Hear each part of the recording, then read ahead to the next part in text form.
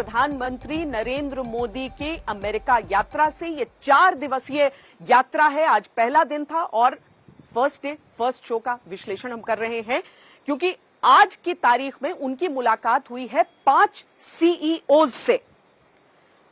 Top 5 कंपनियों के CEOs से ये जो मुलाकात हुई है, उसमें 2 सीईओज भारतीय अमेरिकी हैं। पीएम मोदी ने सीईओ मीट की शुरुआत क्वालकॉम के सीईओ क्रिस्टियानो आर अमोन के साथ बैठक से की।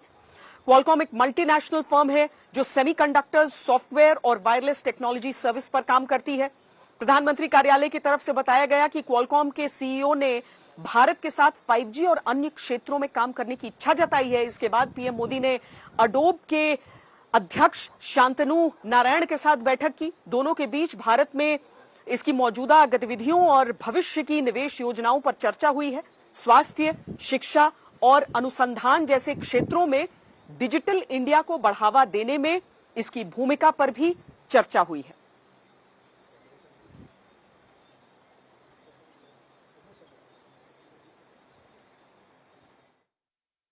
Well, it's always such a pleasure to meet the Prime Minister and hear about his vision for how he wants to expand India.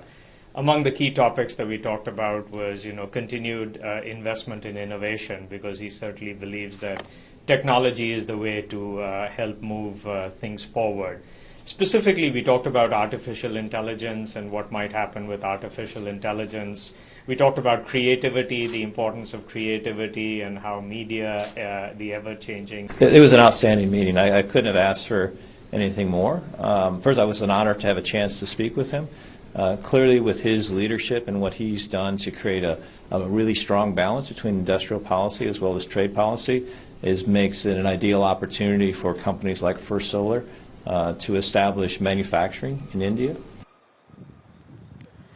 इस समय मेरी सहयोगी अंजना ओम कश्यप सीधे वॉशिंगटन से मेरे साथ जुड़ रही हैं। अंजना, जब भी प्रधानमंत्री किसी विदेश दौरे पर जाते हैं, बिल्कुल तस्वीरें अलग सी ही नजर आती हैं, लेकिन जो कहते हैं ना कि एकदम टू द पॉइंट शुरुआत हो रही है, क्योंकि बिजनेस से शुरुआत हो रही है, गेटिंग टू बिजनेस। यहां पर अगर हम उन कंपनियों को देखें जैसे हार्ले वगैरह, जो हिंदुस्तान छोड़कर अभी गई हैं, और प्रधानमंत्री का ये यूएस दौरा है जहां पर वो टॉप 5 सीईओ से मुलाकात कर रहे हैं, उम्मीदें क्या लगाए एक आम हिंदुस्तानी? बिल्कुल, क्योंकि अब बिजनेस से के साथ जो प्रधानमंत्री ने शुरुआत की है श्वेता, तो ये कोविड की दूसरी लहर के बाद जो हमने मार अर्थव्यवस्था में देखी थी, उसको लेकर लोगों में बहुत था कि कैसे उस परिस्थिति को बदला जाए, और इसीलिए प्रधानमंत्री ने निवेश के क्षेत्र में क्या बढ़ाया जा सकता है इसलिए ये किया। लेकिन उससे पहले कि मैं आपको बताऊं कि जिस तरह से खास तौर पर शांतनु, जो कि सीईओ है अडोबे के, उनको लेकर यहाँ बहुत चर्चा हो रही है। उन्होंने कैसे कहा है कि my secret weapon is investment in India. लेकिन ये जोश जो भारतीय यहाँ पर मौजूद लोग दिखाते हैं, पीएम मोदी का आज आपको आज तक पर, एक सेकंड रोक लीजिए, आज तक पर आज आपको पूरा देश सुन रहा है। एक्साइटमेंट क्या है पीएम मोदी के विजिट? हम तो आए भाई, हमारे को बुलाया गया है कि आइए सपोर्ट करो as a musician, so we are here as a musician. As musicians आप लोग आए, आप लोग भी यही आसपास से आए हुए हैं। पीएम मोदी के विजिट पर क्या बोलेंगे?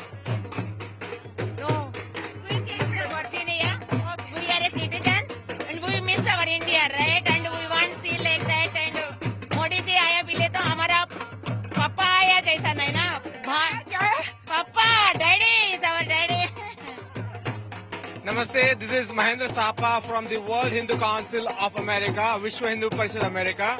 We are here to welcome Narendra Modi ji. आप हिंदी बोलते हैं नहीं बोलते? बिल्कुल बिल्कुल। बोलो ना, फिर पूरा देश आपको सुन रहा है, हिंदी में बोलिए। बिल्कुल, मेरा नाम महेंद्र सापा है, मैं विश्व हिंदू परिषद अमेरिका का वॉलंटियर हूँ।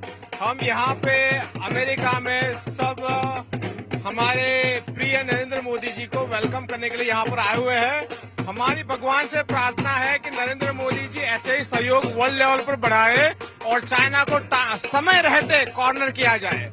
बहुत बहुत धन्यवाद। ये देखिए ना श्वेता, किसने सोचा था कि वॉशिंगटन डीसी में हम लोग ये ढोल नगाड़ा देखेंगे? आप बताइए, मोदी जी के आने पर आपका क्या कहना? बस सुना था आ रही है तो मैं कहा चलो अभी हम भी चलते हैं उनका स्वागत करने के लिए पहुंच गए। तो ये पारंपरिक हिस्से से ढोल नगाड़ा बजाते हैं आप? हाँ, बस इनकी मेहरबानी है, हम शुरू कर दिया हमने भी। एक तरफ ढोल नगाड़ा है, एक्साइटमेंट है श्वेता, लेकिन जिस पर हम लोग चर्चा पहले भी कर रहे थे कि अडोबे के जो चेयरमैन, चीफ एग्जीक्यूटिव ऑफिसर और प्रेसिडेंट भी है उस कंपनी के, भारतीय मूल के भी तमाम ऐसे टॉप सीईओज हैं, उन सब के जरिए चाहे डिजिटल इंडिया का जो हिंदुस्तान का प्लान है, बहुत ही अग्रेसिव फ्लैगशिप तरीके से डिजिटल इंडिया को प्रधानमंत्री नरेंद्र मोदी परस्यू करते रहे हैं, उस मिशन को वो आगे ले जाना चाह रहे हैं। क्वालकॉम के सीईओ के साथ उनकी मुलाकात हुई, सोलर एनर्जी को लेकर जो फर्स्ट सोलर है उसके सीईओ से, और यहाँ पर ब्रीफिंग में भी बार बार यही जानकारी दी जा रही थी कि इस बार फोकस ही इन्वेस्टमेंट को कैसे बढ़ाया जा सके। स्ट्रेटेजिक अफेयर्स तो जाहिर तौर पर बायलैटरल है, जो बाइडेन के साथ तालिबान की सरकार बनने के बाद सबकी नजर उस पर है। भारतीय मूल की कमला हैरिस के साथ भी पीएम की मुलाकात है। यहाँ अमेरिकी जो इंडियंस हैं, इंडियन अमेरिकन हैं, उनमें बहुत एक्साइटमेंट है, खासतौर पर वाइस प्रेसिडेंट कमला हैरिस से उनकी मुलाकात को लेकर, क्योंकि अक्सर दोनों की शख्सियत को देखिए तो विचारधाराओं में एक टकराव की स्थिति है, लेकिन चूंकि भारतीय मूल की है तो प्रधानमंत्री ने कांग्रेचुलेट भी किया था, और एक वहां पर किस तरह से आज दोनों की केमिस्ट्री रहती है उस पर नजर आएगी। लेकिन शुरुआत निवेश के संदेश के साथ, और यही वो संदेश है श्वेता जिसको पीएम बार बार दिखाना चाहते हैं, क्योंकि वो अर्थव्यवस्था में कैसे नए सिरे से जान फूकी जा सके इस अमेरिका दौरे के जरिए, ये वो स्थापित करने की पूरी ताकत लगाते हुए दिखाई दे रहे हैं। नहीं, कमला हैरिस का जो जिक्र किया आपने अंजना, वाकई अगर हम सिर्फ विचारों को देख ले तो वो टकराव दिखता है, लेकिन अगर हम कूटनीति को देखें तो कहते हैं कि सत्ता बदल सकती है, सियासत बदल सकती है, लेकिन कूटनीति को हमेशा एक कंटिन्यूटी के साथ आगे बढ़ना होगा। कमला हैरिस के साथ मुलाकात का कोई प्रस्तावित एजेंडा कुछ जो सामने हो?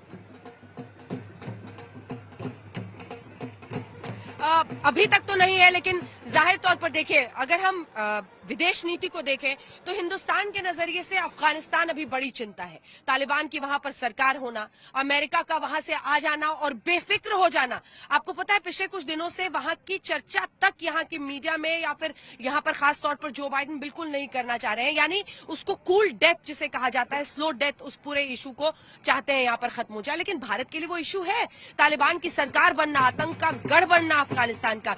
वहीं अमेरिका खास तौर पर चाहेगा कि चीन पर एक तरह से नकेल कसने के लिए या चीन को उसकी हद में रखने के लिए भारत के साथ कैसे वो अपने रिश्ते को बना सकता है। तो मुझे लगता है ये तमाम मुद्दे आ सकते हैं, लेकिन बायलैटरल मीट में मुझे लगता है ये मुद्दे ज्यादा आएंगे, और कम से कम शुरुआती दौर में तो भारतीय मूल की चूंकि कमला हैरिस है तो उनसे बातचीत होगी, लेकिन कूटनीति के नजरिए से यही तमाम बड़े विषय हैं। ये कई लोग मान रहे हैं, क्योंकि अगर आप देखें तो कमला हैरिस के परिवार के, उनकी एक बहन ने ट्विटर पर कई बार भारतीय सरकार के खिलाफ, किसानों के मुद्दे पर, ह्यूमन राइट्स के मुद्दे पर, कश्मीर के मुद्दे पर कई चीजें लिखी थी। लेकिन कूटनीति, जैसा आपने भी कहा कि किसी भी दो मुल्क के बीच में स्थिर और स्थायी रहती है, तभी चाहे वो बराक ओबामा हो, ट्रंप हो, बाइडेन हो, वो रिश्ता आगे बढ़ रहा है। वो क्वाड जिसकी शुरुआत ट्रंप ने की थी उसको बाइडेन गले लगाकर यहाँ पर इन पर्सन पहली बार क्वाड मीट हो रहा है, जिसमें पीएम बायलैटरल करे यूएन चलते हुए। तो ये संकेत है कि एक बहुत बड़े खिलाड़ी के तौर पर विश्व में भारत की ताकत को उभरता हुआ हम सब देख रहे हैं। लेकिन कमला हैरिस के साथ मुझे लगता है कि ये चर्चाएं जरूर होती हैं मतभेद की, लेकिन उनके परिवार के लोगों की, उनके कोर टीम के लोग कई बार इधर उधर की बात करते हैं, भारत पर टिप्पणियां करते हैं, लेकिन कमला हैरिस ने कूटनीति का ध्यान रखते हुए आज तक एक भी ऐसी टिप्पणी नहीं की है। तो आज होने की वजह नहीं, आज तो मुझे लगता है नए सिरे से एक गर्मजोशी और एक दोस्ती की शुरुआत होगी।